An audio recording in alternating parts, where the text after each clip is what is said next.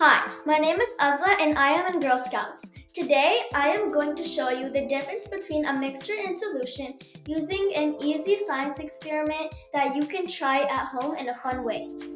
First, let's understand the basics of mixtures and solution.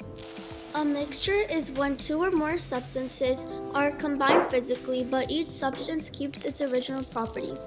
Like mixing marbles and sand, you can still see both. A solution is a special type of mixture where one substance dissolves completely and evenly into another, making it uniform like dissolving sugar in water.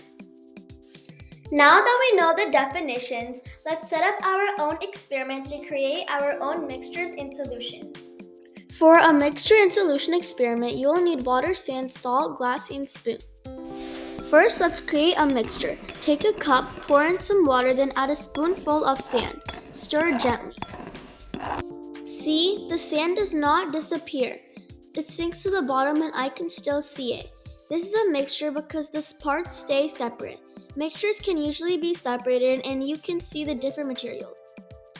Next, we will create a solution. In a clean cup, add water then a small amount of salt.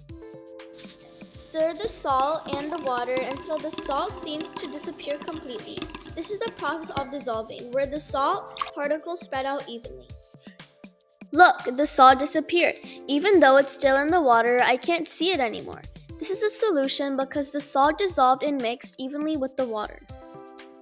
Take a look at your two cups. How does the mixture of sand and water look different from the solution of salt and water? In the mixture, you can clearly see the different parts.